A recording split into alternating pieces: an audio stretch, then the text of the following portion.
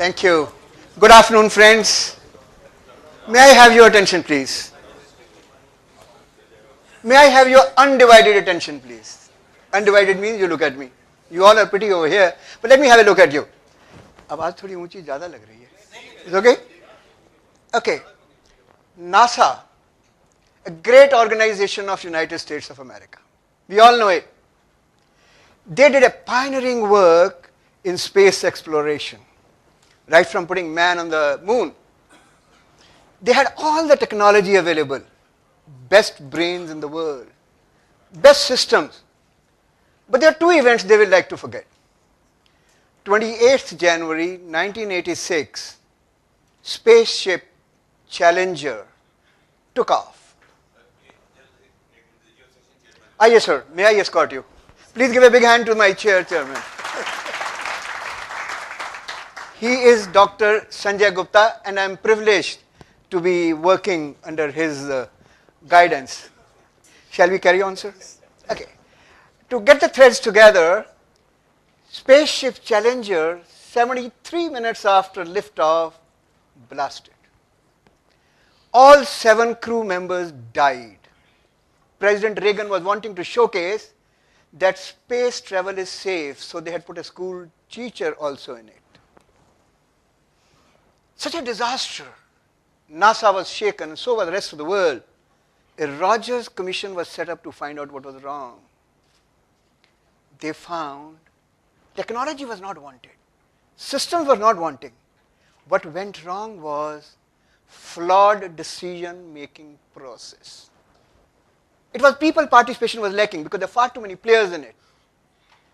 Remedial measures were started, but NASA learned nothing. 17 years down the line, Columbia again perished. Our very own Kalpana died in that. Again, it was the same story. Problem was not with technology. How do we get superior performance? That is what NASA was wondering. And my guess is each one of you is wondering. Friends, welcome to this workshop on achieving superior performance at workplace. Workplace can be your shop floor. It can be even like NASA. It can even be a huge factory. It can even be a small R&D work. Now this workshop I intend taking you to, but before I do that, my question is there anyone over here who is not interested in achieving superior performance? Please raise hands. Everyone is. You may even be having a model of doing it, and I guess you're doing a pretty good job. But I'm going to suggest a new paradigm, and you will say, why? Because my humble submission is, in today's frightfully competitive environment, good is not good enough. You have to have your journey from good to great. Everyone says people are the greatest asset. Am I right? Yesterday somebody added a new dimension to it. Enthusiastic people are assets. Who makes them enthusiastic? Incidentally, there are 2 great lies that companies tell and get away with it. Any idea what are those 2 lies? First lie is customer is king, and customer is never treated like a king so long as he's paying the money. Second is people are our greatest asset. They are never treated like asset. If you treat them like asset, they become enthusiastic. So my approach today is not technology driven, because you all have technology. It's people centric. I may also add, people are not logical. All of us are not logical. We do understand logic, but we are not logical. We listen to the heart. And heart finds it hard to tell lies. And that is also true. I put a question mark. Kindly think for 30 seconds. Am I right? You listen to your heart. In this session, I am going to make an attempt to do what? To share with you some simple, workable concept, or you may call it philosophy if you like, because philosophy, situations change, concepts don't change, to add to your rich repertoire of skills and knowledge which you all have, so that what? We achieve superior performance. The objective is to develop a philosophy and strategy for achieving superior performance. B, to identify the critical success factors for achieving superior performance. And finally, to develop a simple, actionable plan to achieve superior performance. Are you comfortable with these objectives? Yes or no? but I am not. To achieve it all in 2 hours is a tall order. But as they say, something which is worth achieving is worth working hard for. Hopefully we'll do that. I have taken the liberty of making few assumptions. A, each one of you is unique. Each one of your organization is unique. Each one of your situation is unique. And each one of you is highly talented. And also, each one of you wants to develop a winning edge. And we all want to succeed. That's my assumption. And this is in bold. You intend working for it. If you don't work for it, you stay where you are. Do I have your permission to make some ground rules for the next 2 hours? Yep. Okay. The first ground rule is break all the rules. Yes, you heard me right. You don't have to sit like a student over here. Because I intend talking to you and not at you. What's the difference between the two? Yes, sir. I said I intend talking to you. Yeah.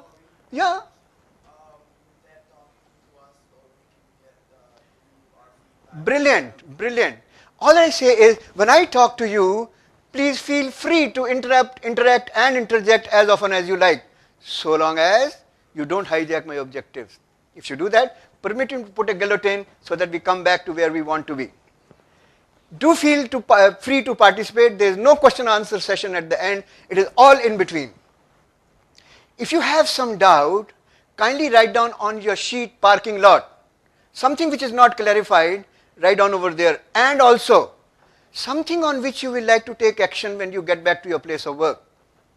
That is your action table. Call it parking lot. You all know what to do with mobile. Happy learning, folks. Socrates was a great Greek philosopher. He had a method of learning and teaching in which he raised questions. He did not talk about it. Because of paucity of time, I am going to use Socratic method and raise some questions, and hopefully we'll get answers. First question. Why do organizations come into being? Have you ever wondered? Why organizations come into being? Anybody will help me? Yes, sir. Solving problems. Thank you so much. Anybody else? Sorry? Desire to make money. Buy to make money? Good. Somebody else? Organization, if I may put across for your consideration, typically come into being to satisfy a given societal need at a point in time. If the need changes or you fail to fulfill that need, organizations disappear. We have a need for entertainment, right? But we don't go and watch puppetry show. Chances are our grandparents did, and they enjoyed it like hell. Puppetry show has ceased to fulfill the societal need, and it has disappeared. There is a societal need for having garments. That's why we all are here. We are satisfying that need. My next question. Which is the oldest organization? Somebody from that side, sir. Which is the oldest organization? Come on, folks. It's not a rocket science. Church, okay. Anybody else? Family, brilliant. That's the question, answer I was looking for. And why has family come into being? Animals don't have families. If you've been watching Planet Animal or Discovery Channel, the moment a tiger's cub gets his first prey, the blighter is on his own. His mom and dad don't give a damn. But if your son is studying in Bangalore and he gets fever over there, chances are you will get common cold over here. Right or wrong? And family has come into being to satisfy a societal need for caring and being cared, for loving and being loved, and most important, for providing and obtaining security, social security, financial security, and most important, emotional security. In spite of turbulence in the family as a system, increasing divorce rate, father-son not seeing eye to eye with each other, these essential requirements are there and family is there to stay. Next question. What is the organizational process? How does the organization go about doing their business? Yes, sir. Somebody from there. Yes, sir. Hierarchy. Okay, good. Somebody else? Objective. Very nice. Rules. Very good. Okay, let me put it like this. Organizations are typically created for perpetuity. People will come and go. When the owner leaves, his children take over. Everyone has to go, where. Even family is for perpetuity. NK Dhir will not be there, but hopefully Dhir Parivar will continue. So when you create an organization for perpetuity, you create a vision. A lot of people have been talking about it since yesterday. Vision is where we want to be. But you don't achieve that in a day. Then you go about deciding What business am I in and how I intend achieving it? You call it your mission. Then by a dynamic interplay of three things: resources, including human resource, technology, and triple S, system, structures, and strategy, you go about achieving your goals and targets. They are a short term. Goals could be for a year and so on. Am I right, sir? Does it make sense? Go back to your families. You may not have a written down vision statement for your families, but you do have a vision. You also have a targets over there. You also have a goal over there. But in doing so, you are influenced by environment. And if we had to analyze the current external environment, how would you define it? Somebody from this side, sir, would you like to attempt? How would you like to define the current external environment? All this has come out in talking since yesterday. Sorry? Brilliant. I will call it rapid changes. Very nice. Change has always been there. No big deal. Leaders have always known it. But the degree and rapidity of change that we are experiencing today, we have to factor in as leaders and managers in our organization. Let's see how does this change manifest. Technology obsolescence. Call it technology upgradation. First computer came in the year 1948. It was called ENIAC. It was made for United States military, that is artillery. It cost over $1 million US. It occupied a space that you need for 2-car garage and weighed over a ton. In 60 years, this thing which in front of you is vastly superior. Go back to your home. Chances are your grandmom cooked her food on a wood-fired chulha. That is no longer done. Go back to your place of work. The way you made the apparel or the garment 20 years ago, you don't do that any longer. Am I right, sir? Things are changing. Globalization. What do you understand by globalization? When geographical and political boundaries disappear for doing business. No other industry is so influenced and affected by globalization as your industry. I'll make one statement and you will understand what globalization is. The story is about a British princess who, along with her Egyptian-born friend, was traveling in the German-made car on the streets of Paris in France, driven by a Dutch chauffeur who had consumed whiskey made in Scotland. They were chased by Italian paparazzi riding a Japanese mobike before she met with an accident. Even an American doctor attended to her, gave her medicines made in Israel and Brazil, but she died.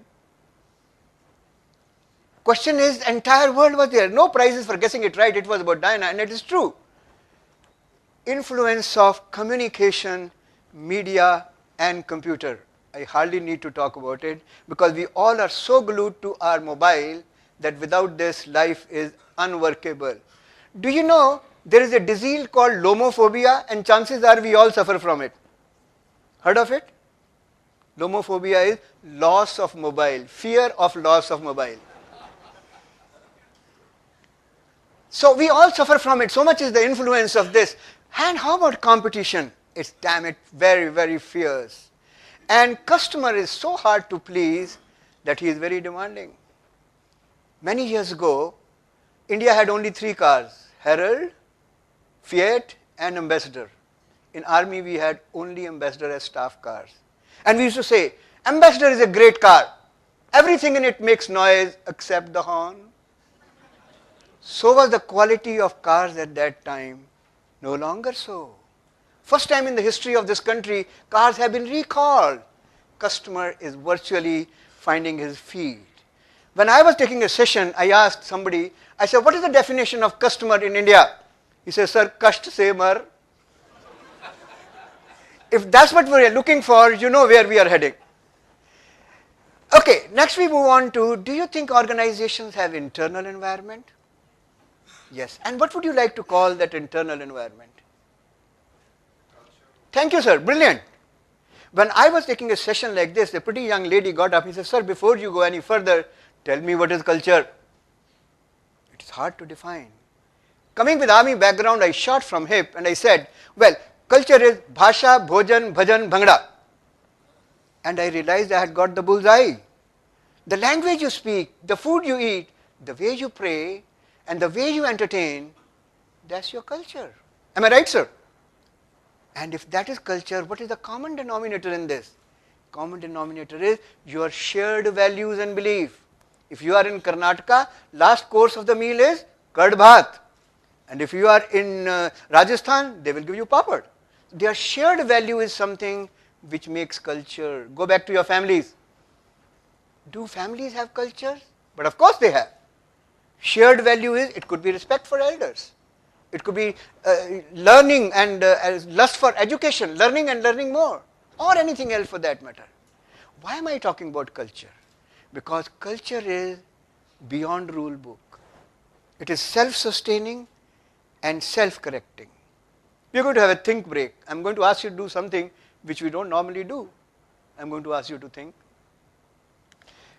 Kindly tell me, what do you think are the features of excellent organization? You have 2 minutes, talk to your neighbor, make noise. And then you're going to tell me, what do you think are the features of great organization? Your time starts now. Make noise.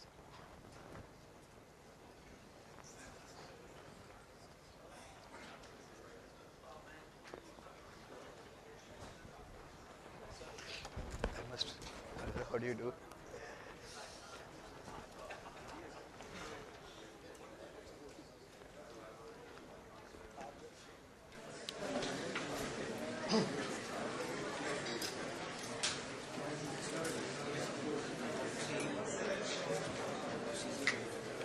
All right, anybody ready? We can set the ball in motion.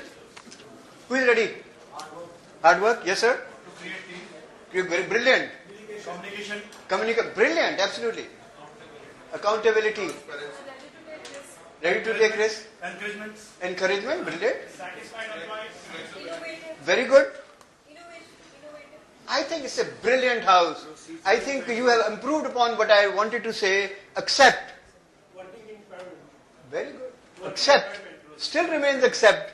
You haven't said leadership. Can any organization be excellent without great leadership? Now catch me. Why have I said great leadership and not leadership? What's the difference between the two? Sorry? Okay, even an ordinary leader can be effective. Great leader, the way I look at it, is one who creates more leaders. When you are running a factory, you are not breathing down everyone's neck. It is that ready supervisor over there. He has to be also groomed so that you can sleep peacefully wherever you are. A great leader creates more leaders. Go back to your families. There are a lot of parents these days who come to the aid of their children for the drop of a hat, and they are doing a great damage to them. An exercise was done by a teacher in a laboratory where they put the children to watch how does a butterfly come out of a caterpillar. Children were watching it, and caterpillar was struggling to come out of that, butterfly was struggling to come out of the caterpillar. Some child thought, let me help her. She broke the caterpillar, the shell, and the butterfly came out but died. Why? Because her muscles were not built to take up that fluttering. Nature has built in that roughness. Nobody has ever learned how to ride a bike without bruised knees. So similarly in work situation, creating more leaders, people will not become great leaders in one day. They have to be given an opportunity to relate to that. Care and concern for people and customer. No prizes for guessing it right. It is true. Excellent communication. You all brought it out. True. Obsession with quality. You are in that business where quality is critical. That is what is assumed.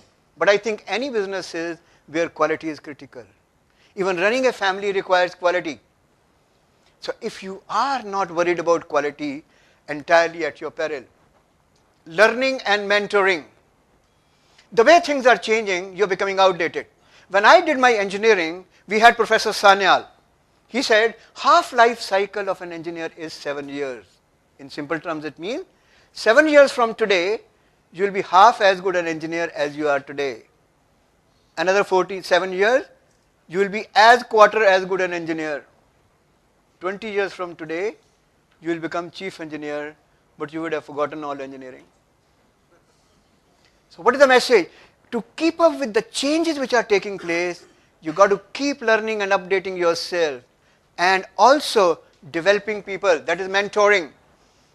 ability to bounce back. What do you think it sends a message to you, sir? Anybody? Ability to bounce back? Sorry? Yeah. Brilliant. You see, doing business is not walking on a billiards table. That's the only flat surface I know. There would be occasion when the chips will be down. An organization should have resilience to bounce back with renewed vigor from such situations. Encourage creativity and innovation. These words are very well used, but not much practiced. What's the difference between creativity and innovation? Somebody to help us. Yes, sir. Creativity is about thought processes. Innovation is about doing things differently. Thank you so much. What you mean is creativity results in innovation. You use creativity to bring about innovation. I must say over here, it is not only for engineers or artists, it's for every professional. And creativity can be used in all areas. Thinking out of the box. A famous story, perhaps you are aware of a guy who walks into the office of a bank manager and says, "Sir, I need a loan of $5,000 and I'm in a bit of a hurry. I don't have any security, but I have a brand new Mercedes car. Here is the key." The bank manager's rules don't permit. He goes and sees outside and it's a brand new Merc. $50,000 and risk of $5,000. He takes it. Gives him $5,000 and he keeps the key of the car. After a week, the guy walks into his office again. He says, "Sir, how much money do I have to pay? Here's your $5,000. What is the interest?" He said, $28. He said, "But I can't give you the key. I need to solve a riddle." He said, "What's that?" He said, "I've done some inquiries on you. You are a millionaire in your own right and you have a couple of credit cards. Why the hell did you need $5,000 only for a week?" He said, "Sir, where can I park my car for 7 days in New York?" Now, that is thinking out of the box. Nothing stops you. Nobody stops you from doing that at your workplace. Striving for continuous improvement. If you are not improving, your competitors sure are. If you are not improving, chances are you are deteriorating. And if you keep doing what you have always done, you will keep getting what you have always gotten. Teamwork. Everyone talks about it. Not many practice. We will talk about it a little later. Next is technology savvy. You can ignore technology entirely at your peril. And finally, to achieve it all, you must have enthusiasm and passion. And it doesn't come readily. We will see how we can generate it.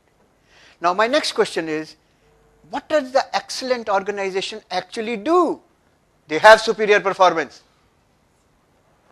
Unless you have superior performance, you may be having all lot of enthusiasm and passion and teamwork, etc. If you are not delivering results, you are not excellent organization.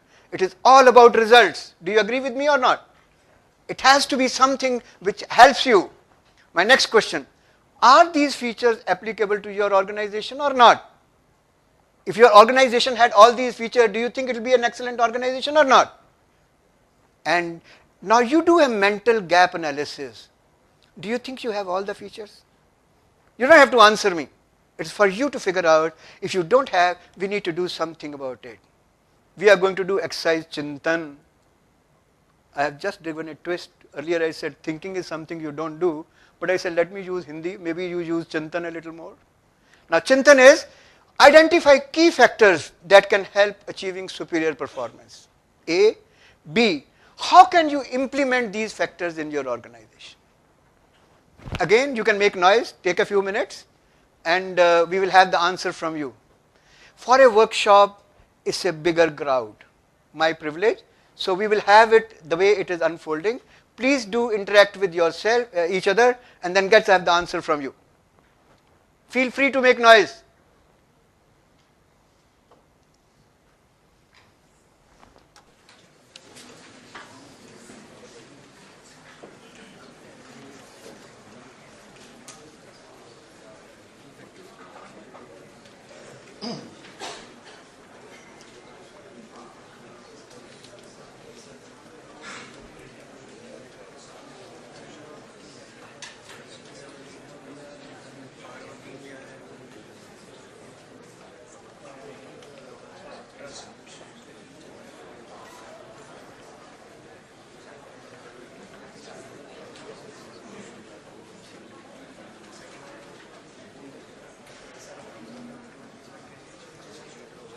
It's a good idea to interact with your neighbors.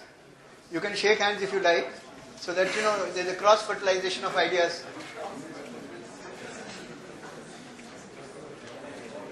Are we ready, sir? Are we ready? Yes, sir. Are we ready? Yeah. Can we start the action? Who wants to start? Yes, sir. First thing is to carry out the fishbone analysis as to what are your strong points and where you are lacking in your organization. Great. And once you are able to do that, then you work together as a teamwork to achieve the goal. Okay, that's one. To have the challenges in front of you, and the vision has to be clear, the goal has to be clear. Where do we want to have an organization? I must clarify over here. There are a lot of organizations which have a very well articulated vision and mission statement, yet they are not excellent organizations. By creating teams, Good, good. by educating, Very good. by giving them awareness. Very nice. Now let's have somebody else add value. Execution. I strongly favor for it. Achieving right first time. Very good. And how would you implement? How would you implement these factors in your organization? By counseling, by giving them the education. Very good. Hitler said, if you tell a lie loud enough and often enough, people will believe it. Here I am telling a truth loud enough and often enough, chances are you will believe it. When you go back to your place of work, you got to do the same thing. Okay. Now superior performance depends not only on technology, resources and triple S, which I had shown in the triangle initially. They are actually the ticket to be in business. If you don't have them, you can't do business. Your competitor also has that. No big deal. But it will depend upon your understanding of, prompt me, human nature. You will say, what the hell? And I have put a question mark because it isn't easy. We are human beings too. We are not psychologists. Even psychologists make a mess of understanding others' nature. We put on our colored glasses through we see people. Because we have 1.2 billion people in this country and each one is unique. There are a whole lot of factors that we have talked about which are important for the excellence or superior performance. Are you familiar with Pareto's law? The Pareto, that famous Italian economist who brought out the law which says the law of vital few and trivial many. He observed that 80% of wealth in the country was in the hands of 20% people. And if you look back in your organization, 80% of work is being done by 20% people. And only 20% people are the ones who are mischief creators. Am I right? So even for this journey of getting superior performance, I am going to focus on vital few. Key factors are leadership, people engagement, after all people have to do it, teamwork, we all talked about it, and creating organizational culture. These are the vital few. And I have made a guess that if we can take care of it, chances are all other factors will fall into place. First, I must share a good news with you. Good news is all these factors are trainable and learnable. But there is a bad news as well. And that is, learning in these is not easy. Talking in a classroom is easy, but practicing is really hard because it's time consuming. It is iterative. Iterative means you got to keep doing it over and over again. And you need to have a lot of patience. Results don't come in a day.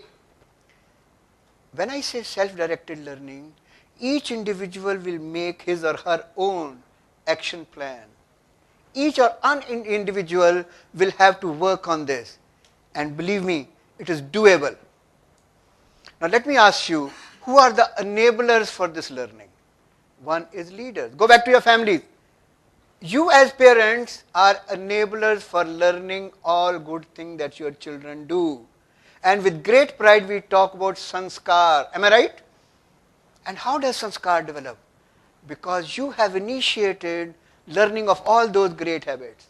Even peers in organization help through peer pressure. They don't tolerate any shoddy behavior. And people help in learning this. Are you with me, sir? Yes or no? Yeah. Okay. I have taken the liberty of making few laws of learning. I want to share it first before we move ahead. First law is, this is what I call the law of necessity. You will learn only if there is a great felt need. If you don't feel the need, you won't learn. Great effort has been made by this to run this seminar or this conference. I compliment all the organizers for this. A lot of wisdom has come over here. But we will learn only if we feel the need. Otherwise, it is great for networking, enjoying a sumptuous meal and going back home. Second law is law of readiness. The more you learn, the more you realize how little you know. One lifetime is grossly adequate to learn even a fraction of what is worth learning. And if you think you know it all, you have the arrogance and you need the humility of a learner. That's what I call the law of readiness. Third one is a tongue twister.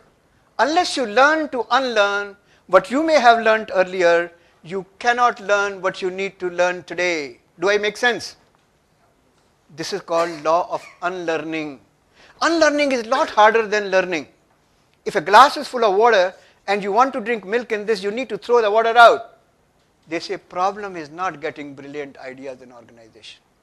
Problem is getting rid of silly ideas from your organization. If you look back in your organization, you are still doing something which are irrelevant, outdated and totally irrelevant. But we are still doing. Do some soul search. Problem is not acquiring great new habits. Problem is getting rid of silly habits. And fourth and the most critical law is what I call the law of action. Unless you learn to act on what you have learned, you haven't learned anything at all. Believe me, we are not in the business of intellectual entertainment. We are in the business of developing people, helping people to help themselves. For this, I'm going to make a request to you all who are keen on learning. Please resign your membership of NATO. And what is NATO? Somebody from there? Yes, ma'am. What's NATO? Hey, in this house, you don't know what is NATO. Thank you, madam, but you're not member of North Atlantic Treaty Organization. But I will just share it with you. I think you will agree with me. NATO stands for no action, talk only. We all are members of NATO to varying degrees. The road to success is by resigning this membership and taking action. Moving on. Who is the driver for the success of an organization? Yes. Everybody. Everybody. When anything which is everybody's job, it is nobody's job. Thank you, sir. And can we say it is a leader? Car only one chap drives. If you have too many drivers in the car, you know what's going to happen. Now my next question. Where is the neck of the bottle? Top.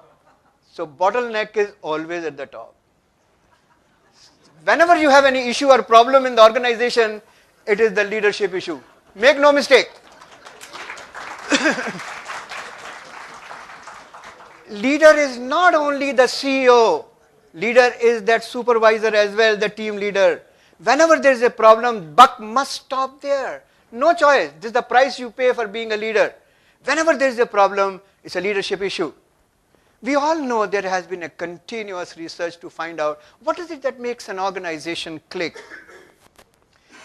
And they want to separate winners from the losers or the runners. First such documented research was way back in 1981 when Tom Peters and Waterman wrote a path-breaking book called In Search of Excellence. That was a time McKinsey had commissioned a research to find out, has excellence disappeared from America when Japanese were coming over there? Answer was no. Incidentally, this term excellence was never used in management lexicon before this book came. Everyone talked about productivity, efficiency, and profits and so on, ROI. Excellence term was first popularized by Tom Peters. He was not alone. Thereafter, similar research was done in Europe. A book called Winning Streak was also written. They found out what are the features of great companies in Europe. Closer home in India. Professor Abad Ahmed and Dr. Chopra of FMS, through a commissioned research by IMA, they produced a book called Passion to Win. They were only wanting to find out what is it that the great companies are doing. Now, we haven't done that research. If I ask you point blank, what do you think is the common denominator of this research, or what do you think is the differentiator for great organization? Yes, sir. Brilliant. That's the answer I was looking for.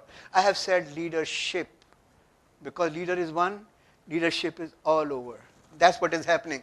And leader is situational. If there's a fire in the factory, God forbid there may not be, the kind of leadership you need at that time is quite different from the kind of that leadership that you need in production. The kind of leadership that you need for marketing is quite different from what you need for merchandising. Am I right, sir? So you need to have situational leadership. You have great skills. A basket of skills is available with you. And to that, I'm going to add some more. I'm going to ask a pointed question. You all are leaders. What does a leader do? How does he perform his role of leadership? What is his verb? Use a word, verb, kriya, lead. Okay, sure. Inspire, very good. Thank you so much. In today's world, it is hard for leaders to set their own examples at times. Let me clarify. Where the question is of integrity or life-threatening situation, putting a self-model is workable. But when it is high-tech, you can't. Bill Gates was a brilliant software writer, but he was not the best. So what he did was, he got the best people on board and created an environment where they could give in their best. But simply put, leaders do only one thing, influencing. Do you agree or not? Now let me give this function of an equation of leadership. Leadership is a function of three things: leader, follower, and situation. You can't change the situation, you can't change the followers, but you can change the leaders. That doesn't mean you have to go home. You only have to develop yourself. The buck stops at you when I say the onus is on you to improve and develop yourself. And this is what I have already answered. The key function of a leader is influencing. Do you agree or not? When you are motivating, when you are inspiring, when you are bringing teamwork, everything is influencing. Question: how do the leaders influence people? Yes, sir? By understanding them, that's one way. By sharing own experience. Setting example. But let me tell you one thing. Can you ever influence people by a PowerPoint presentation? Chances are no. Give any logic, it doesn't work. You can only influence people through the power of emotions. As Gurdas Man will make us believe, ye dil ka mamla hai. Leadership is all about connecting with people. It's not logic. People are all brilliant in front of you. But when, look back, if you have some great leader in your place of work which you admire, what do you admire in him or her? Because he or she touched your heart. Am I right, sir? Okay. Next come, if emotion is the key, I need to be talking about a topic which is at once contemporary, yet it has been part of ancient wisdom. It might sound a wee bit esoteric, but it is thoroughly practical. You may find it intellectually exciting, but it is experiential. When I start talking about it, you may say, I know it all. But when I finish talking about it, and you do some soul search, you will say, I don't do it at all. I am talking about this very catchy term called emotional intelligence. It's a kind of an oxymoron. You believe both are mutually exclusive. But friends, it's only a term. Okay, let's do another exercise. Here is Mr. Onkar Singh. He had said somewhere, and I had read it in a newspaper. He said, when I go to my office, I leave all my emotions behind. Because if I act from my heart, I will get a heart attack. And he's not alone. Harvey Mackay, an American, he says, make your decision with your heart, and what you will end up with is a heart disease. He is again an entrepreneur, an author, a trainer, and many a thing. Now I'm going to ask you to again, forgive me, I'm really texting you. I'm going to ask you to think. Now I want you to do one thing. Kindly read those two statements and respond to it in your way, starting with word I. Don't say I agree or disagree. Let me clarify what is the requirement. Read these two statements We give you time. As you are reading, kindly give your reaction or response to this, starting with word I, so that you have ownership of this. And please refrain from saying, I agree or disagree. Clear, sir? You don't have to be so serious. You can smile and still work on it. Now, who is ready? Who is ready? Yeah. Yes, sir. I think what he's saying is that you have to be a little detached when you're making decisions in a work environment. You cannot it cannot be all with the heart. There has to be a certain amount of. Thank you, sir. Yes, sir.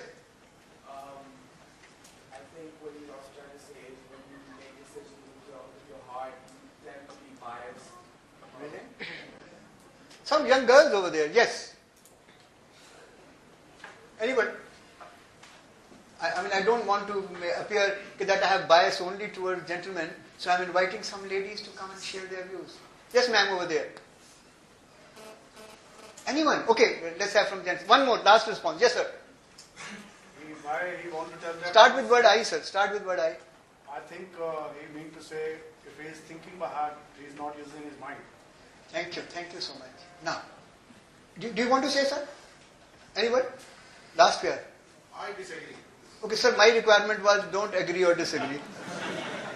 Okay, why is it, when I asked you to think, only 3 or 4 persons responded and 2 of them said, what? I feel. They did not say I think. What's the message? Thinking and feeling go together. I have nothing against your views on this. This is an exercise only to demonstrate that thinking and feeling go together. The dichotomy between them is artificial. When you are happy, you have a train of thought with it. When you are sad, you have a train of thought with it. When your boss has given you rocket and you are coming back from his office, you are saying, this SOB, what the hell does he think himself to be, etc., etc. And aren't you saying it to yourself? So this is to illustrate, we as human beings have both thinking ability and feeling ability. What is emotion? A very good definition. Feeling and its distinctive thoughts, psychological and biological states, and range of propensities to act. Now this is the power of emotions. You have not only thoughts with it, but also range of propensities to act. When you are angry, somebody abuses you. You have choice. You can abuse him back, you can ignore him, or you can hit him on his face. Tendencies to act. Now one thing I must say, emotions mankind acquired first, language came later on. There are many emotions that we have, but language hasn't really kept pace with that. We all experience this. Anger, sadness, fear, enjoyment, love, etc., etc. Am I right? Am I right? I'm not going to talk about them. I'm going to say we also have a range of emotions which are cocktail of various emotions. But what I am coming to is this, jealousy. Jealousy often can ruin your happiness because observation is, and it is strange, the more you are jealous of a person, the greater he grows. The choice is yours. Whether you want the other guy to grow, so keep being jealous of him or her, and you are only, ruining your happiness. Humility, we will be talking about humility as a case study very soon. But it is the quality of strong people. And what about attitude? A lot of people have talked about attitude, and I want to share a case study. I have just come back from Leh, where I was doing a training program for a public sector undertaking. And I asked them, the young engineers who are posted over there to Leh, or Alchi is the name of the place, I said, what is your reaction? He says, everyone comes and says, yaar, tu to gaya, teri to life is screwed, tu kahan ja raha hai, phas gaya, ye wo. And he says, so do I feel that I have come to a difficult place. I said, go back long time. I was commissioned in Corps of Engineers in Indian Army in 1965. My first posting was to Leh in 1966. Now imagine the scenario. Every course mate of mine and with great envy congratulated me. Yaar, tu to bahut lucky hai. You got posted to Leh. And I was feeling so thrilled. As a youngster, I am getting an opportunity to work in high altitude area. Place is same. I am rejoicing, and that gentleman is sobbing. Message, very powerful message. It is your attitude. And attitude, it can be demonstrated beyond doubt, is you can change, because it's a choice you make every day. You can learn attitude, you can change your attitude. What about the power of emotions? I say like this, emotions are your potential energy.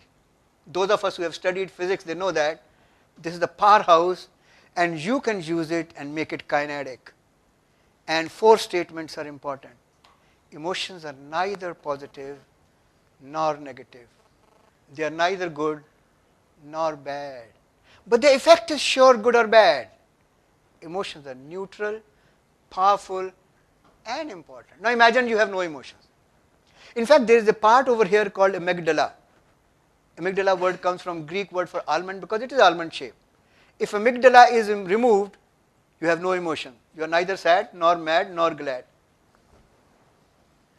You become something like that robot. You know, you saw that Star Trek movie which used to come many years ago? Spock. And I am sure none of us wants to live the life of Spock. Coming back to emotional intelligence, the way I say it, it is your ability to design your emotions or emotional response in a way that it enhances your energy and improves your effectiveness individually and in a group. Any problem with this? But a friend of mine got up. He said, sir, an army engineer. He said, sir, I am not comfortable with this. I said, what's your problem? He says, emotions are meant to be spontaneous. When I start designing my emotions or response, I am no longer spontaneous. Right? Right? Wrong. I say because we responded.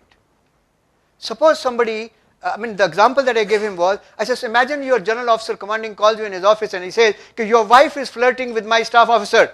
What do you say? He said, bullshit, I don't believe it. What will you tell to the GOC? He said, I'll give him a slap. I said, will you?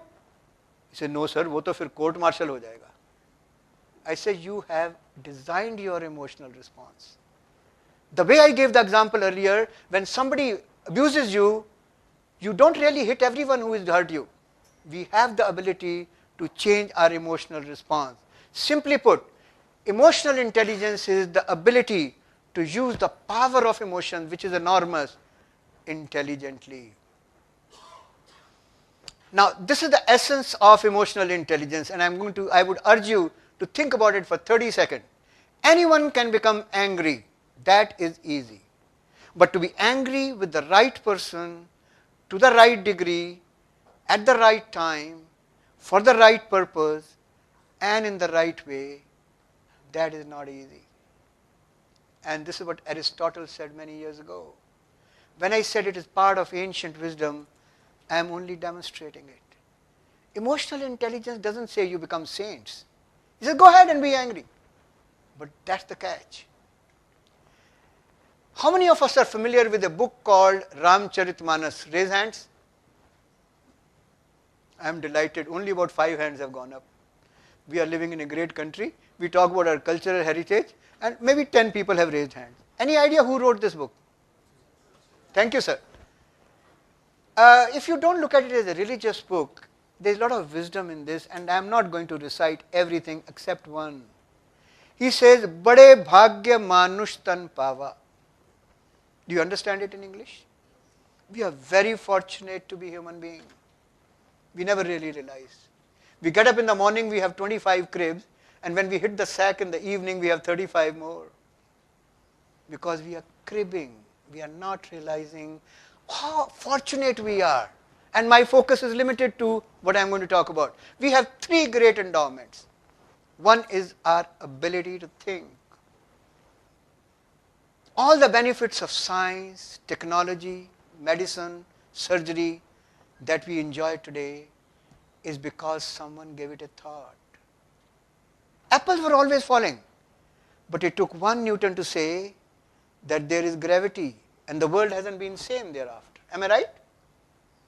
Billions of people have come and gone on this planet, but the people who gave it a thought, who used their ability to think, their number is very small. So unfortunately, we don't use this ability. When I made this statement, a young boy got up. He said, sir, what do you mean I don't think? I'm thinking all the time. Even when I want to do my meditation, I'm still thinking. I said, well done. But now you realize you're thinking. What do? Either we are thinking about our past and brooding about it, or we are thinking about our future. Creativity is about thinking here and now. And that is something which we don't do. Next is our ability to feel. Animals also feel. Plants are also known to respond to music. But they don't have the range and depth of feeling that you and I have. How many of us have experienced tears of joy? Raise hands. Tears of joy. Thank you, sir. Or a lump in your throat when something touches you. Animals don't have that. How many of us enjoy a joke with a friend with a backslapping laughter? I guess all of us. But horses don't crack jokes. We do that. We have the ability to feel. And why I'm harnessing is because all the enthusiasm and passion which people have been talking about since yesterday, and I am also talking about it, comes from your feeling. It's not logic. Man-woman passion relationship is widely documented. Sony Mehwal, etc., etc. But passion for work is no less documented. We talk about Bill Gates being the richest man once upon a time and still continuing. Do you realize it didn't happen in a day?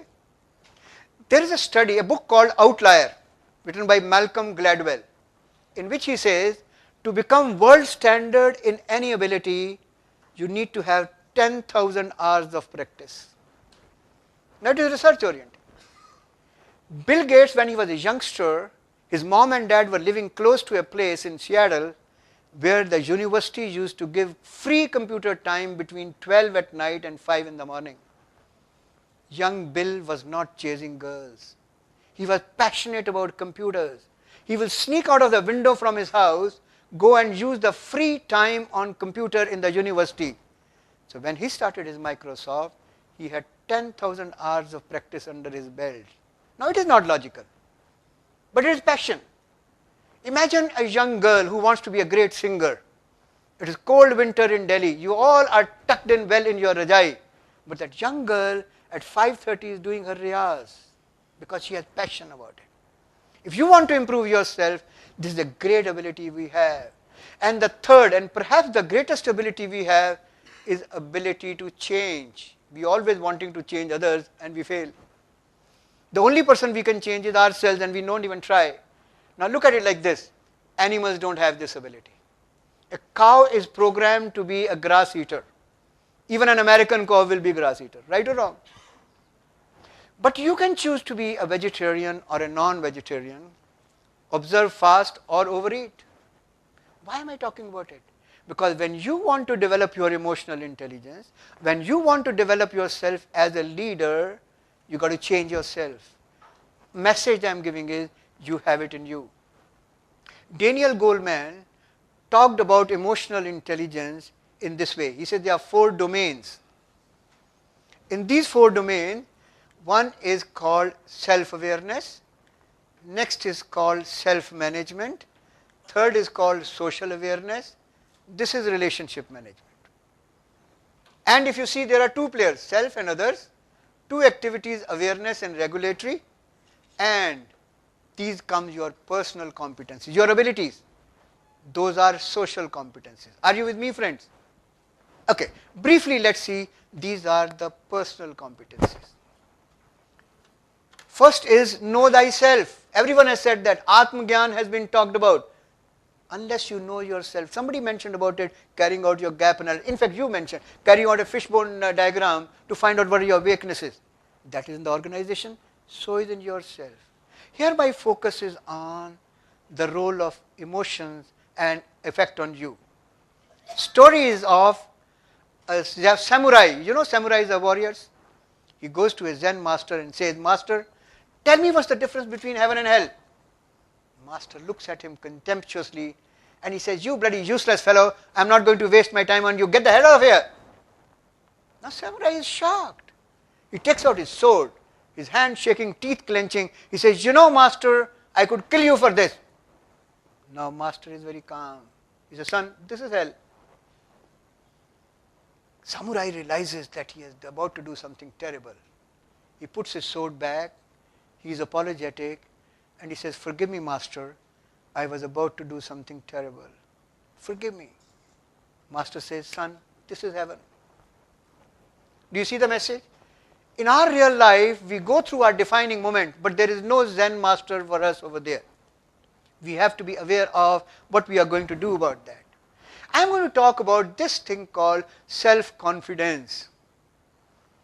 What do you understand by self-confidence? Sorry? Thank you. I will put it slightly differently and say, self-confidence comes from your demonstrated ability to repeatedly perform. Mark my word, demonstrated, repeatedly, and perform. Any confidence coming other than that is ill-placed. So really speaking, in work situation, you have to demonstrate your performance. Now, self-control, transparency, adaptability, achievement. Achievement I want to talk about for 1 minute. In today's world, in work situation for superior performance, you got to keep raising the bar. Your achievement, they say, excellence of yesterday becomes mediocrity of tomorrow. So you got to keep achieving, raising your bar. What is initiative? You don't wait for the cows to come home, but you initiate it. Now my next question is optimism. What do you understand by optimism? Thank you, sir. Some people say whether glass is half full or half empty. Am I right? I want to add a catch to this. Catch is, you got to be realist in real life. Suppose a snake is going over there, you can't say, I am optimist, snake will go away. That doesn't happen. Let me share a story with you. It's in lighter vein. I think post-lunch, sharing a story doesn't hurt. Stories of a time when animals could hear human beings and human beings could hear animals. In India, dhobis are known to have had a gadha or a donkey for carrying the clothes to the dhobi ghat. Am I right? There's a story about a dhobi who had a donkey and he used to ill-treat him. One day he beat up his donkey blue and white, and then donkeys were all upset. The chair donkey, they had an emergency meeting of theirs. The chairperson said, okay, look, your owner is ill-treating you. Tomorrow our owner will also ill-treat. So we want you to run away.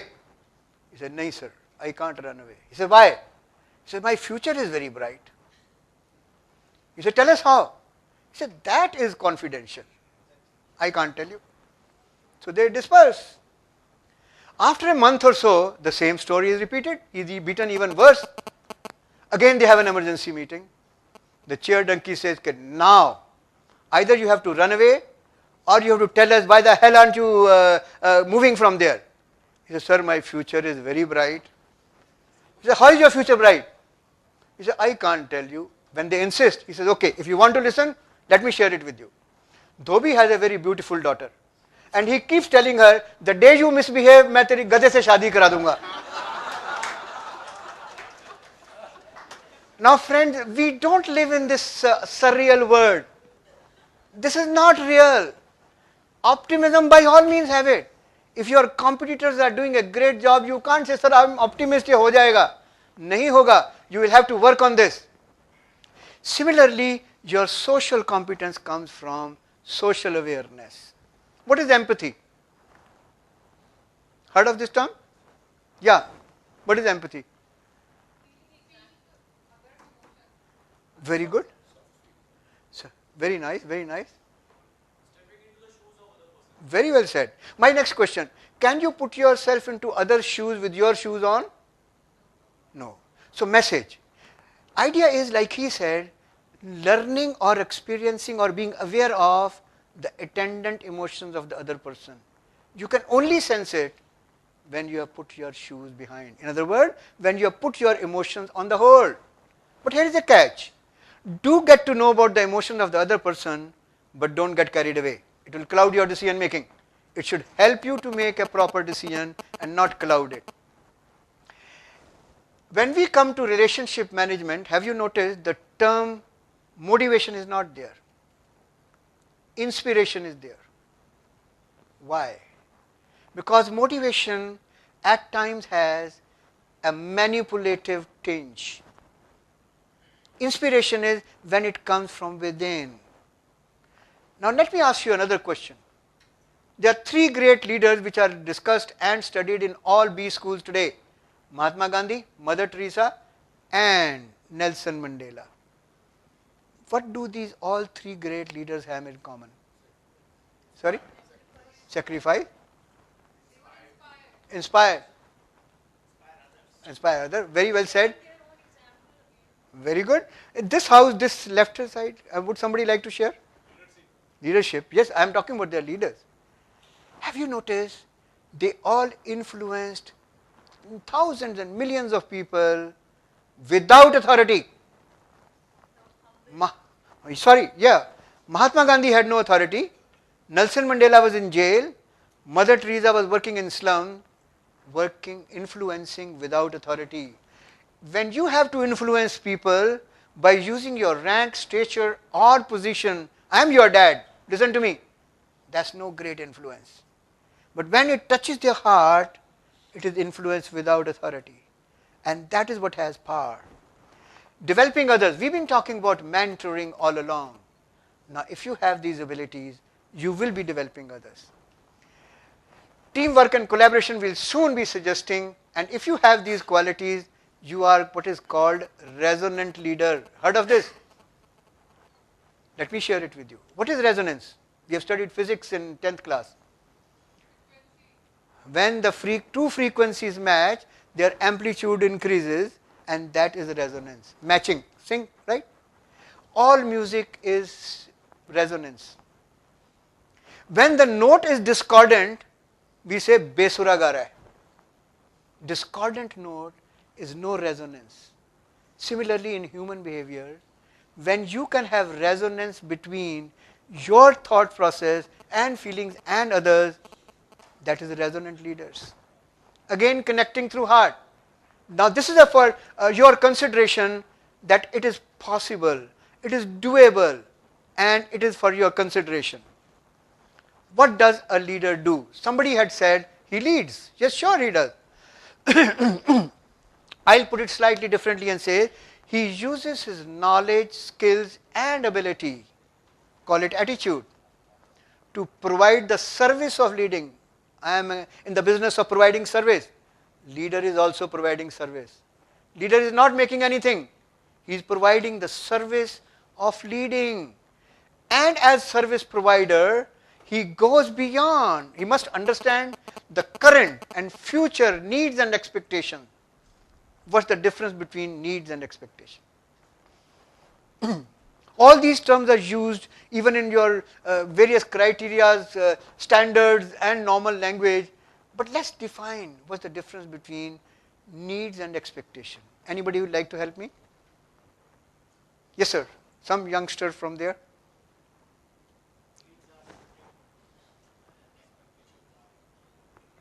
Okay, that's one way of looking at it. That's another way of looking at it. But somebody else, let me get some answer. Yes, sir, from there. Eat and greet. Okay. Let's take a story, a situation. Okay, let's take a situation.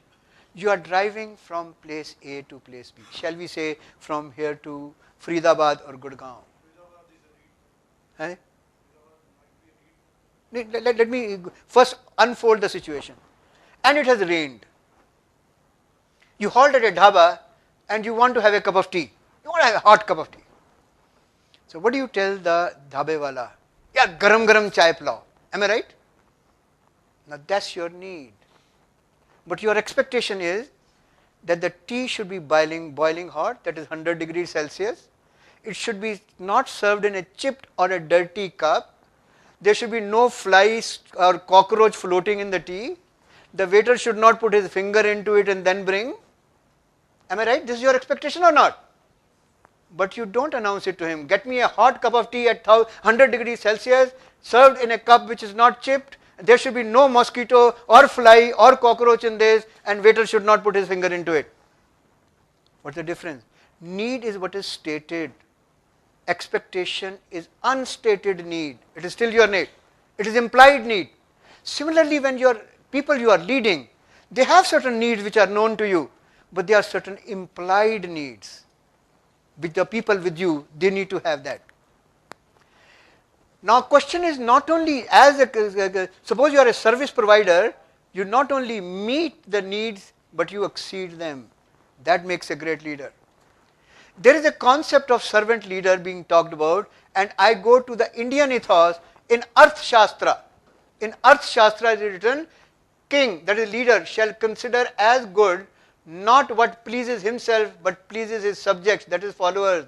The king is paid servant and enjoys the resources of the state together with people. Does it make sense? This was actually historically in Arthashastra written. And closer home, we don't appreciate it because we have never read it. But if we do see the American literature, we will talk about servant leader because Robert Greenleaf had talked about this concept. And what did he say? These are the characteristics of servant leaders. You don't have to remember them, but just see the similarity. All these are the qualities which are required by emotionally intelligent, resonant leader. Nobody will possess all the qualities. That's humanly not possible. But even if you have a cutting edge in few qualities, the resonance is possible. Are you with me, sir? Are you with me there? Okay. I want to quote before I move ahead. I had talked about Daniel Goleman. He says, great leaders move us, they ignite our passion and inspire the best in us. When we try to explain why they are so effective, we speak of strategy, vision, or powerful ideas. But the reality is much more primal. Great leadership works through emotions. Now, again, we're going to have a think break. I'm going to show you a case study.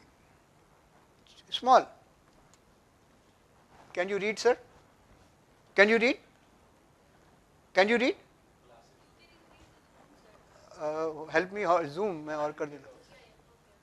I can request somebody to read. Okay, may I request a young lady to kindly read it aloud so that everyone can hear? Yes, ma'am, would you read it?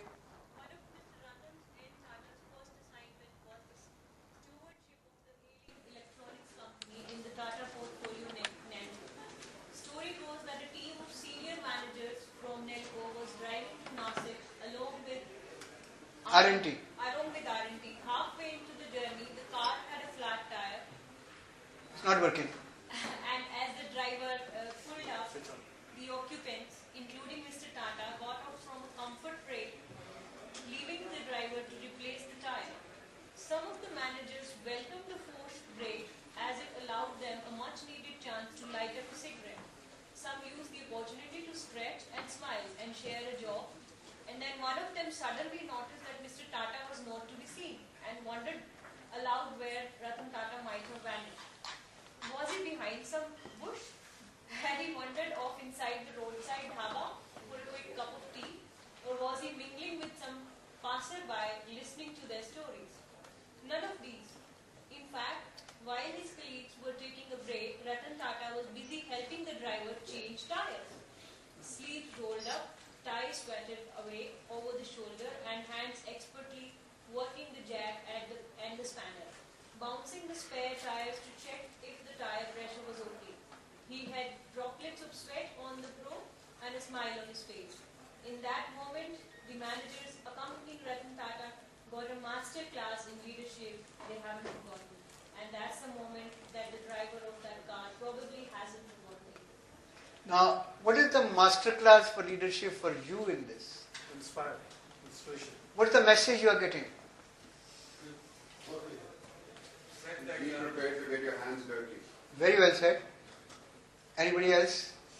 One with the team. Very good. Lead from the front. Very good. Sorry? Set an example. Set an example. You see, understanding it all very easy. It makes very nice reading. You feel nice that one of our Indian leaders has done this. This was at a time when Ratan Tata was not the big boss of Tata Empire. But do you notice what is the quality that he has displayed? What is the major quality that he has displayed? And I had said I'll come back to this quality later. That's a hint. Sorry? Humility, that's the answer I was looking for. When I was talking about emotions, I said come back to humility. Humility is not for talking alone. In fact, it is hardly worth talking. A chap who has humility, he doesn't even talk about it. He simply practices it. Question is, it is not because he was great he showed humility. It is because he showed humility he was great. Do you understand the difference? Are you with me, sir? And that's the reason he has become a major corporate icon, not only in India and worldwide. Now, here are some questions for you to ponder. A. Did Ratan Tata demonstrate the qualities of a resonant leadership? We just discussed resonant leadership, connecting with the heart. Do you think he displayed? Yes, sir. I need to get some responses. Do you think he had created the resonance with the driver? So, message is, resonant leadership is doable. It is not theory. It is something we do every day. If Ratan Tata at that time did it, we could do it as well. You don't have to do it exactly the way he did it, but you can do it in some other way. When was the last time you rolled up your sleeves to do a task much below your hierarchy, your position? You don't have to answer me. You have to just think and internalize, because this session, this workshop is for you. You have to figure out, when did you do it last? Do you wait for big opportunity to showcase your leadership? When we talk about leadership, we only think about the president or the CEO of a company and so on. No. Supervisor, that's the level the leadership is on. And you don't have to wait for huge opportunities to come in the way. Okay, here is some suggested ideas for action. Suggested. Choice is yours. A. Humility is the essence of success. It may not be for weak-kneed people.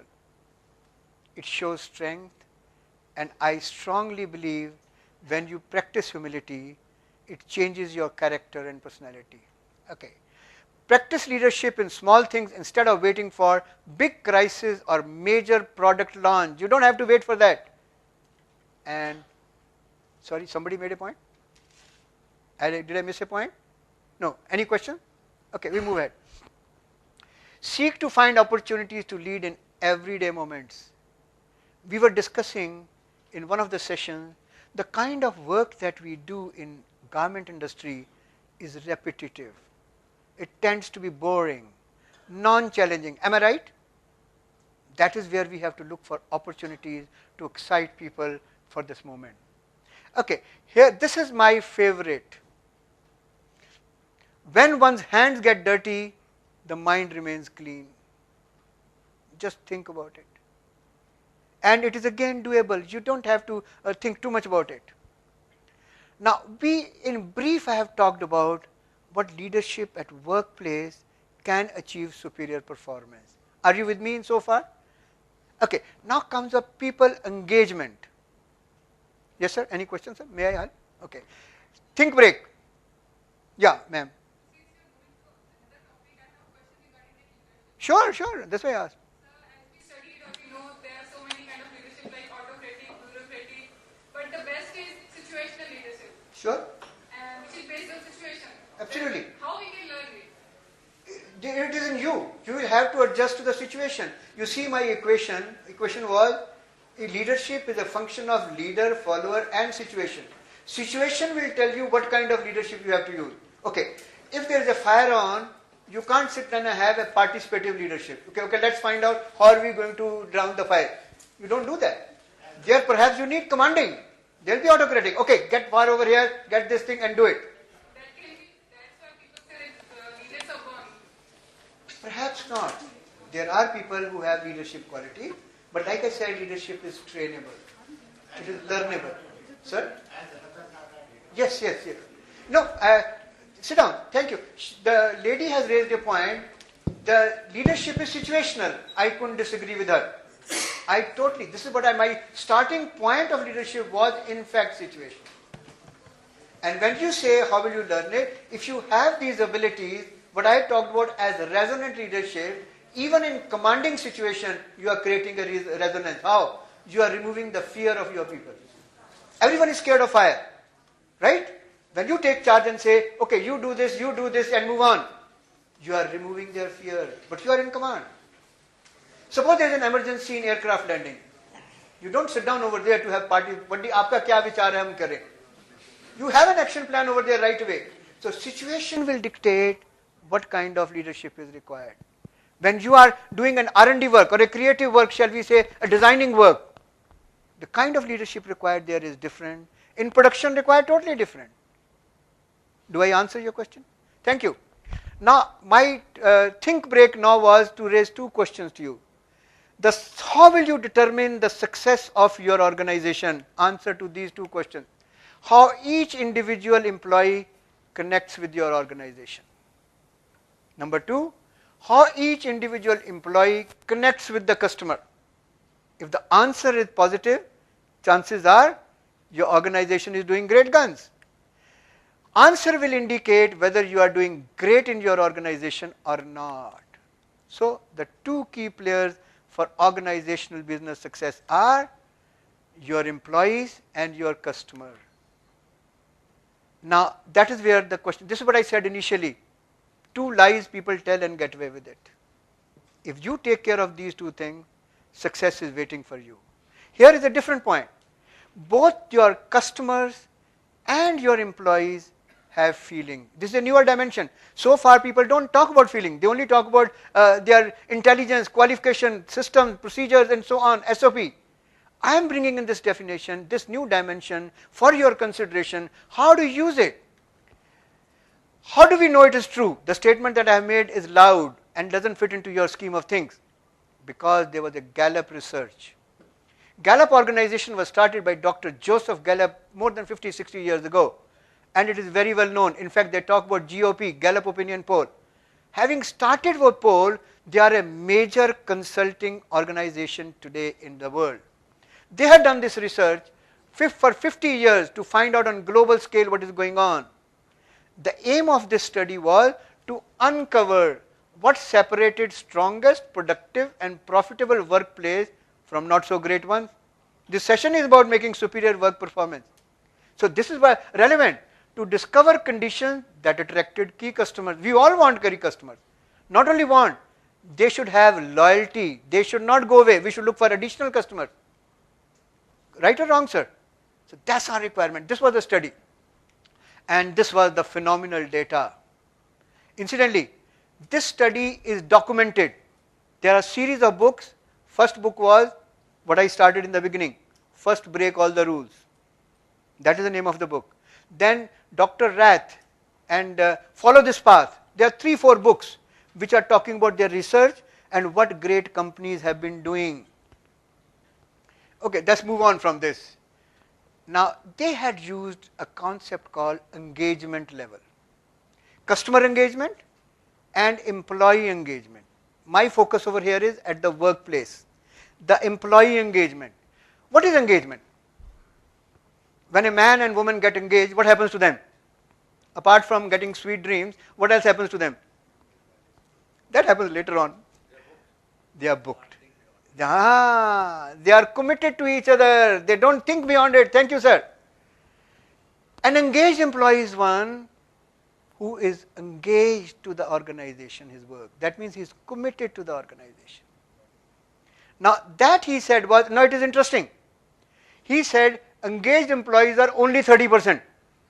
And what is engaged employee? Who is emotionally connected with the work, he enthusiastically does work, he doesn't have to be prodded and so on, and he is totally involved and committed.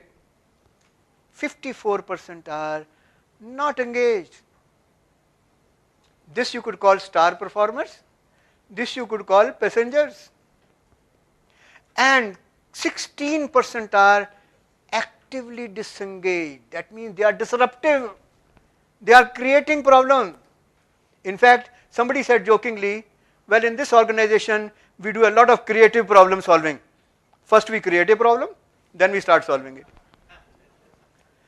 Now, just imagine, look at the state. It is pretty frightening. Is it or is it not? 100% employees are being paid 100% salary. And you are getting 100% output only from 30% people. Now, isn't that something frightening? I must add, this engagement level would vary, not only from organization to organization, from situation to situation as well, from time to time as well. But this remains. When I made this statement, a friend, somebody attending my program, he said, sir, I think this is wrong. I said, what happened? He said, I haven't done any research, but in my company, you should put 15% over here. I leave it to you to decide. It is frightening. When people are not engaged, the output is naturally suboptimal. You can't get superior performance from them. So what happens? Now that is the challenge and opportunity for us. To do what? To convert at least non-engaged employees into engaged employees. Even if we can convert 5%, now we have 35% engaged employees. Do you agree with me or not? So that is the challenge that we have, to convert non-engaged employees to engaged employees. Believe me, that's not easy, but it is doable, no doubt. We need to have a paradigm shift in our approach. Now, what is paradigm shift? Anybody will help me? What is paradigm shift? Thank you. Right. This term was first used by a chap called Thomas Kuhn. He wrote a book called Revolutions in Scientific Discoveries. He said all scientific discoveries were departure from then prevailing wisdom. Egyptian astronomers felt Earth is the center of the universe. In comes Copernicus. He says it is not. It is the sun which is the center of the universe. Guess what happened 400 years ago? He was disgraced. So was Galileo. Bruno was burnt at stakes in Italy. You see, what did Galileo do? Almost 400 years ago, he invented his telescope. When he looked at the sea, he could see the ship far away to come close by. Human beings immediately saw the usefulness in this. Because gadgetry, thing, is something you can use, you can fix, you can throw. Like what is happening these days with mobile. iPhone 6 has come, craze. Some people say it is useless, but there's a talking point. This is something you can use. But when somebody gives a new idea, like Galileo said, when he looked at the sky and he said, Earth is not the center of the universe, people disgraced him. Message. We need to have a paradigm shift in our approach. Let me to illustrate it, share another story. Story is about a chap called Frank Falk. He was a US naval officer. He says he was on board a battleship. They had been out for exercises. One day close to sunset, the weather was rough, the sea was choppy, it was foggy. He was on the deck of the ship. So was the captain of the ship. Lookout man suddenly said, light seen on starboard bow. Bow is the front portion, starboard is the right hand side, port is left hand side. Captain routinely asked, is it moving or stationary? Lookout man says it is stationary. Captain realized they could be on collision course. He says, send a message, change your course by 20 degrees. Promptly comes the reply, you change your course by 20 degrees. Now captain is shocked. He says, send a message, this is captain calling. Response comes, this is Seaman Grade 2 calling, junior most functionary. Captain is even more shocked, his rank hasn't worked. Now he sent a threatening message. We are a battleship. Promptly comes the reply, we are a lighthouse.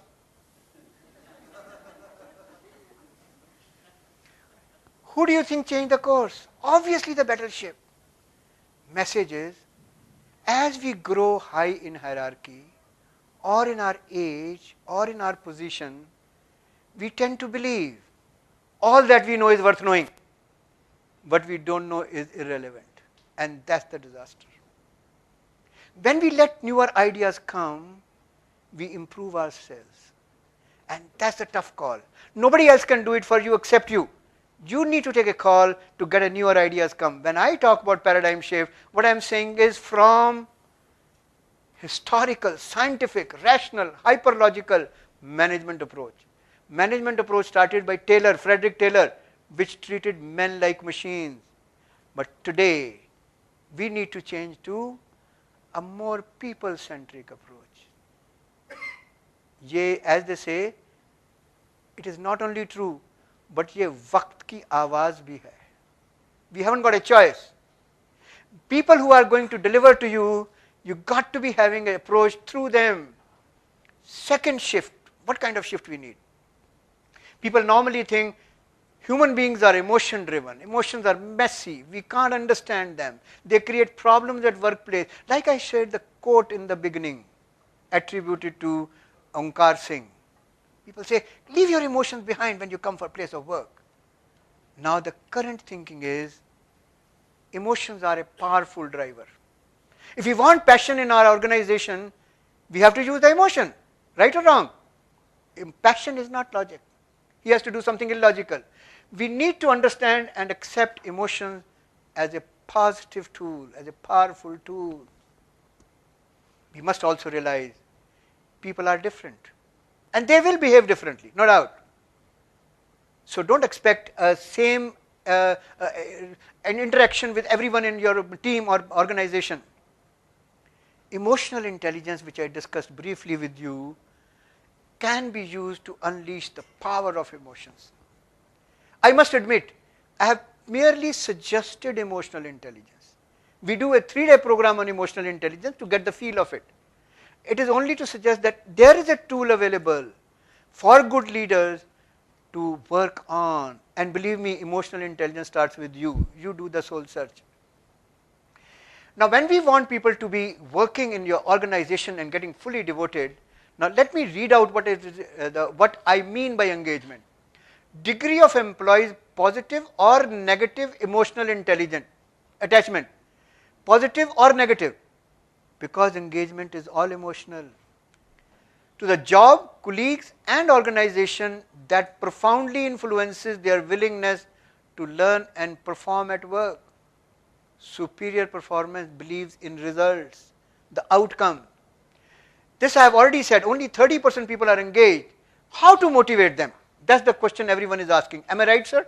A lot of people in this hall are also looking. Yes, sir. A question about the first point. I mean, how can negative emotional attachment to the job be? Negative means he is disengaged.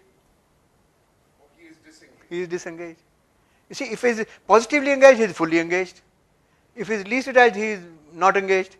But if he is disengaged, he is disruptive. He is creating more problem than solving. Okay, how do we motivate? This I said in the beginning, quite a few leaders tend to manipulate people while motivating. People are no fool. They see through it. So kindly desist from it. And I am going to suggest something else, because there is another way to look at every organization is a social system. You understand system? Incidentally, do you realize system theory was first started by a biologist? Look at your body. It has many subsystems. You have a reproductive system, you have respiratory system, and so on. Each system is working beautifully on its own. But it can't work alone. It is so much of interdependence. Similarly, in your organization, it's a system.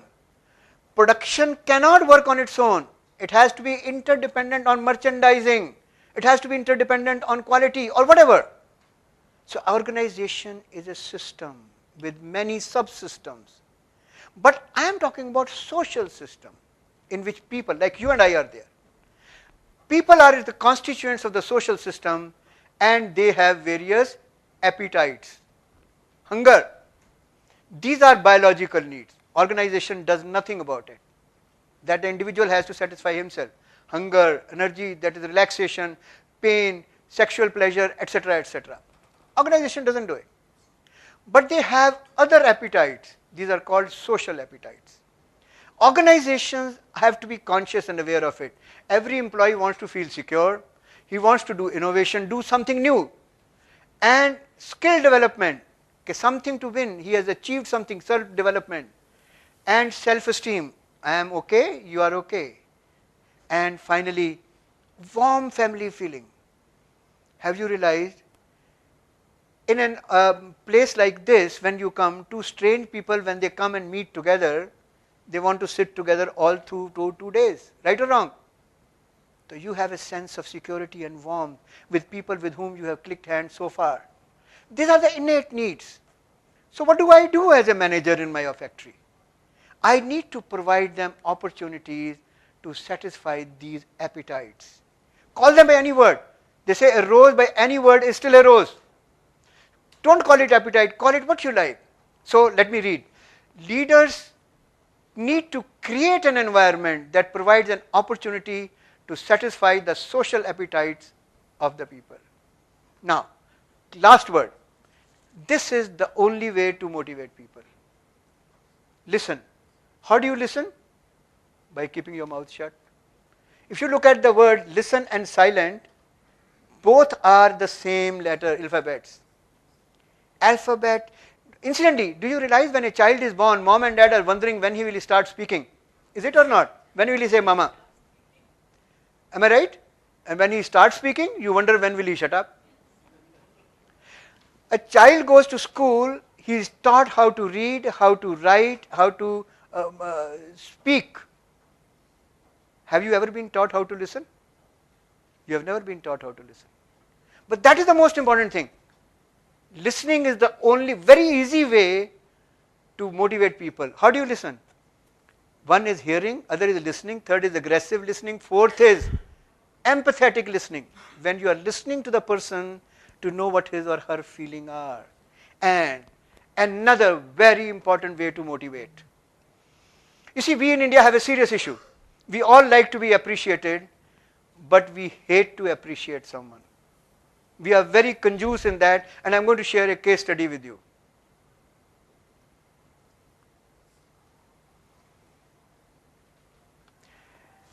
A teacher in a New York school decided to honor each of her seniors in high school by telling them the difference each one of them had made. Now, this is a true story.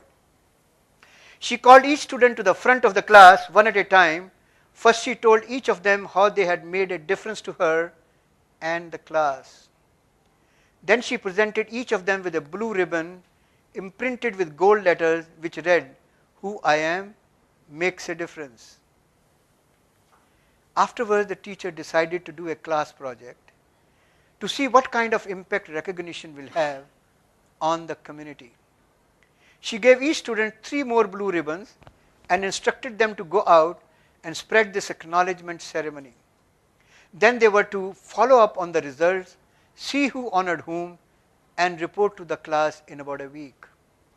One of the boys in the class went to a junior executive in a nearby company and honored him for helping him with his career planning. He gave him a blue ribbon and put it on his shirt. He gave him 2 extra ribbons and said, "We are doing a class project on recognition and we would like you to go out, find someone to honor and give them a blue ribbon." Later that day, the junior executive went to see his boss, who had a reputation of being grouchy fellow. He told him that he deeply admired him for being a creative genius. The boss seemed surprised. The junior executive asked him if he would accept the gift of blue ribbon and give him permission to put it on him. The boss said, "Well, sure." The junior executive took one of the blue ribbons and placed it right on the boss's jacket above his heart. He then asked, offering him the ribbon, "Would you take this extra ribbon and pass it on by honoring somebody else?" The teenager who gave me these ribbons is doing a school project. We want to keep this ribbon ceremony going and see how it affects people. That night, the boss came home and sat down with his 14-year-old son. He said, "The most incredible thing happened to me today. I was in my office and one of my employees came in and told me he admired me and gave me a blue ribbon for being a creative genius." Imagine, he thinks I am a creative genius. Then he put a blue ribbon on me that says who I am. makes a difference. He gave me an extra ribbon and asked me to find somebody else to honor. As I was driving home tonight, I started thinking about who I would honor with this ribbon. And I thought about you. I want to honor you. My days are hectic, and when I come home, I don't pay a lot of attention to you. I yell at you for not getting good enough grades and your messy bedroom. A lot of us do that anyway. Somehow tonight I just wanted to sit here and, well, just let you know that you do make a difference to me. Besides your mother, you are the most important person in my life. You are a great kid. I love you. The startled boy started to sob and sob. And he couldn't stop crying. His whole body shook. He looked up to his dad and said through his tears, Dad, earlier tonight I sat in my room and wrote a letter to you and Mom explaining why I had taken my life, and I asked you to forgive me. I was going to commit suicide tonight after you were asleep. I just think you cared at all. The letter is upstairs. I don't think I will need it after all. The father walked upstairs and found a heartfelt letter of anguish and pain. The boss went back, a changed man. He was no longer a grouch, but made sure to tell all of his employees that they made a difference. Now what is our learning, sir? Now this is a true story. One life was saved, but many may not be saved. It is not about suicide. It's about recognition or absence thereof. Are you with me, sir? Does it make sense? Now, in work situation, what happens is the team leader or the boss goes around the floor. He catches someone doing something wrong. That is the barometer of his work. How many people you caught doing things wrong? Am I right? Am I right, sir? But now the paradigm has changed. I am suggesting for your consideration, for people engagement, a new paradigm. Catch someone doing something right. Does it make sense? If you catch someone doing something right, and believe me, you will have to catch, because you tend to believe what he is doing is supposed to do it anyway. But if you catch someone doing something right and do what? Well done, shabash. It's a game changer. It will change the culture of your organization. You don't have to go to the shop floor. Go back home and try this. This is a tried out thing. It's an easy to do thing. It's no philosophy. It's no book from theory. Simply two things. One, you listen to your people. Second, you give them credit where this is due. And don't be conjuice in this. Be as liberal as you can. And believe me, give it for genuine work well done. Resonant leaders do that anyway. That's what my presentation was. Teamwork. Everyone talks about teamwork. So interesting to talk about. Everyone knows about it. Everyone says it is critical to success. But it is hard to practice. Look at any teams randomly. They are not functioning properly. Right or wrong? Right or wrong, sir? So teamwork. I even go a step ahead. I said team is so critical that our Creator, Lord Almighty, gave us a powerful message.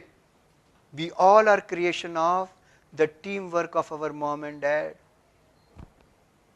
Neither a man nor a woman can produce children. You need to have teamwork over there. So our DNA is based on teamwork. And if we are ignoring teamwork, we are ignoring it at our peril. Now think break again. Kindly put on your thinking cap. What do you think are the typical dysfunctions of a team? Why teams don't work well? 2 minutes. Talk to your neighbor. Make noise. Yes, sir.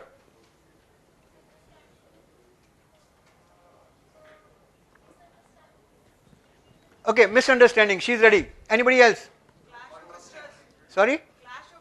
Clash of interest. Very good. No trust. No trust. Brilliant. Who said that?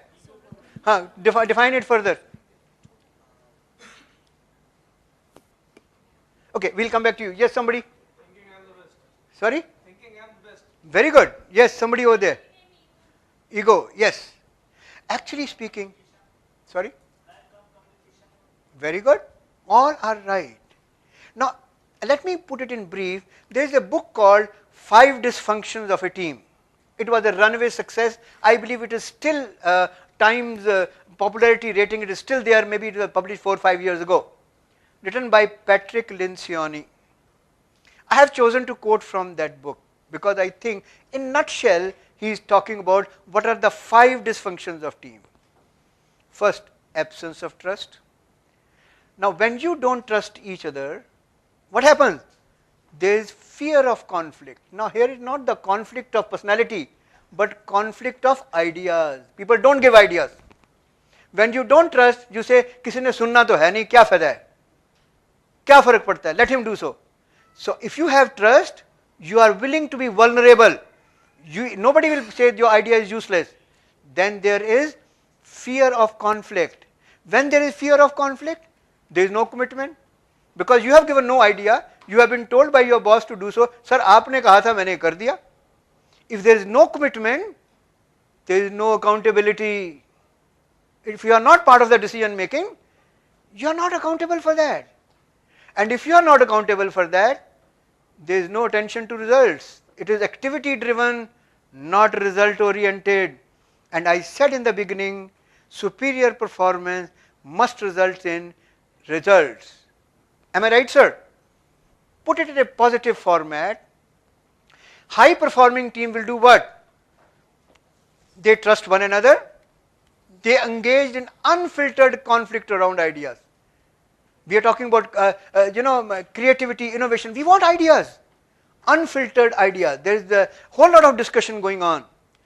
But they commit to decision and plan of action. Once everybody has committed in participation, then whatever decision is taken, they say, okay, we are part of it. They are committed to this. Then they hold one another accountable for delivering against those plans. I had in the beginning said, who are the enablers? One is leader, second is peers. When an effective team, leader doesn't have to be doing so. Peers will say, you are doing a shoddy work, we don't accept it in this team. That is what will happen. And collectively, their focus is on what? Achievement of results. I think it makes sense. Do you agree with me or not? Yes, sir. Okay, next question. Trust. It is easy to talk about it. Trust has 2 dimensions. In fact, you study literature. People write trust and leave it over there.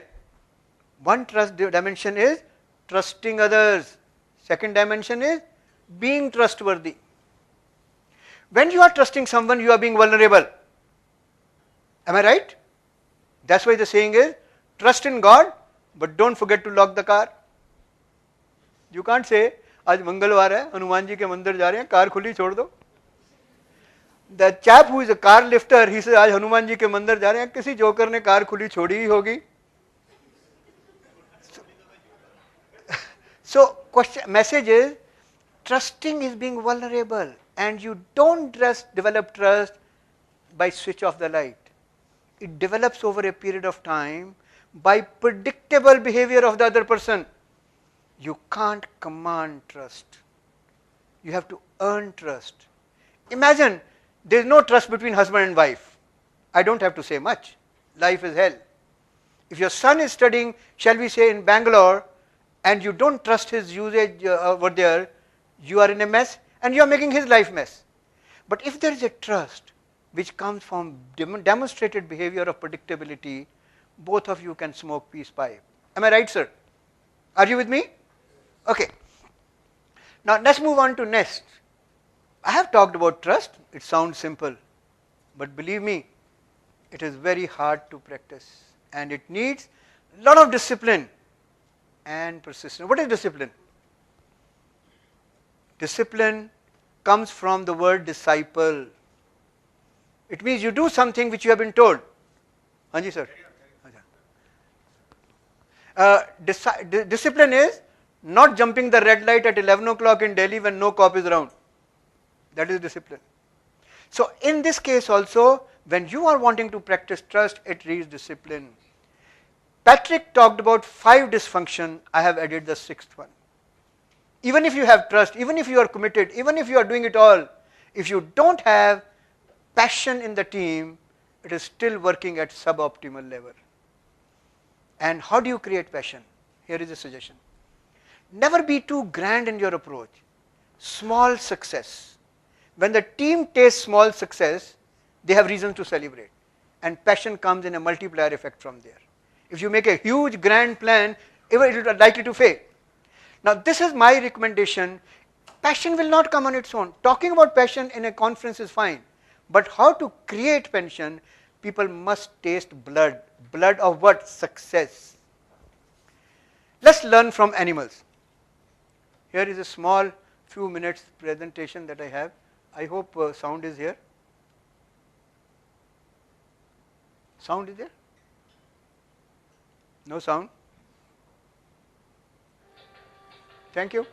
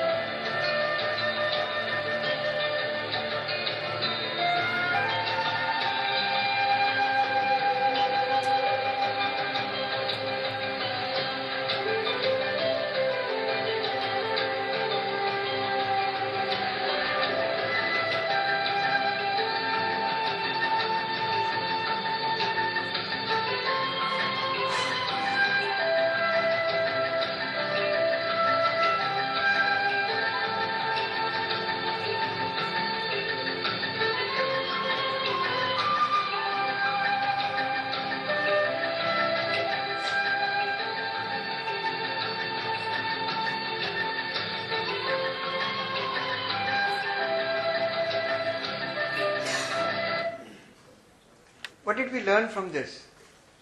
Not only human beings, animals also have it. They also have the same concept that we are learning. What is the message? If human beings are also animals, when we were born, we had all these qualities. As we learned things in schools and college, we forgot all these qualities. Right or wrong? To learn this, you don't have to go to Harvard Business School or Stanford or IIM. They are as simplistic as that. But knowing is not good enough. Doing is enough. Last is culture. I had mentioned about culture in the beginning. It is beyond rule book. Self-sustaining, self-correcting. Culture is key in the families.